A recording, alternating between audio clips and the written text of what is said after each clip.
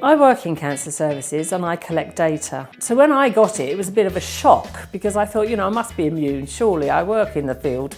I wouldn't get it, but of course nobody's immune. Anybody can get it at any time. I had no signs, no symptoms, and I could feel no lumps, but they found it on a mammogram, which was excellent.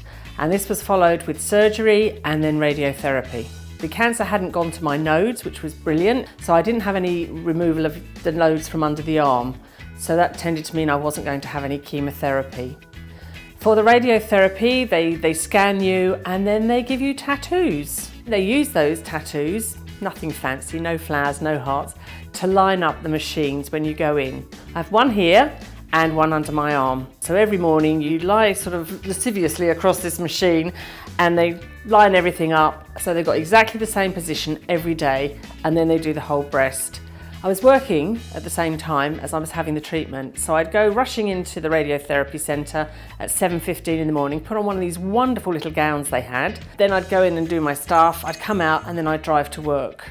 10 hours later I'd leave work, I'd come home and I'd try and have something to eat and then probably just fall into bed ready to start the same thing the next day. During that time I found it incredibly hard to think about food. I am not a cook, I actually don't really enjoy it. When helping people with a poor appetite during their cancer treatment, the first step is to identify the why. Why is the appetite poor and not responding? More often than not, loss of appetite is multifactorial. Identifying the why may enable us to uncover the root cause. Side effects like nausea, for example, can lead to a loss of appetite, but if we help people manage their nausea better, then they're better able to face food and drinks overall and able to consume more calories. Surgery was all right because you're in hospital. Radiotherapy started to make me feel tired and nauseous, and I wasn't sure what to eat and how I'd eat it. So I think it's a sort of nervousness. It's a sort of, I could die from this. What am I going to do? And then you think, well, I'm just going to eat what I want then. If I could die for this, why don't I just eat, not chocolate every day, but I could eat what I want. But at the same time, I felt sick, so chocolate wasn't an option. But I discovered dry toast and Nutella. So I'd make sure I had that in the morning before I set off. Leaving early, I'd have to have something to keep me going. Your energy starts to leave you, you get tireder. So I'd have my Nutella in the morning, I'd go off, have my radiotherapy. People offered me meals, that was great. I just said yes to everything. My colleague at work would go out and get me something at lunchtime from like the cafe. Friends would offer me meals or invite me around to dinner. And I wasn't averse to asking if I needed a neighbour to go shopping for me or something. But really, I was just not thinking in the zone of food. On a more practical side of things, strategies like small frequent meals, having convenient snacks available and consuming liquid meals like smoothies can be great strategies to help manage a poor appetite. Also, modifying the texture of your meal to involve less chewing is also a great tip.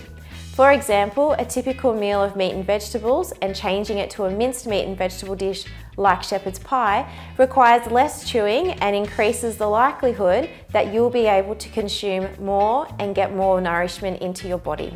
I didn't think of a dietitian, I have to say. There wasn't one on offer at the time. I was dealing with symptoms, I was dealing with soreness, I was dealing with surgery, stitches coming out. I honestly didn't think about it and nobody suggested it at that time to me. This was 7 years ago and I think things have changed maybe for the better. During periods of poor appetite, it's important to remember the body requires nourishment and fuel to continue to function properly. My dad always said, a V8 doesn't run on a cup full of petrol and our bodies are much the same. To get the most out of our bodies, we need to supply it with the best mix of fuel as possible. It is challenging to eat and drink when you don't feel like it, but that big picture stuff, what do you want to do after your treatment, is often the best motivation to push through and keep trying to get in enough nutrition. Since cancer, I think my life's taken off completely in different directions.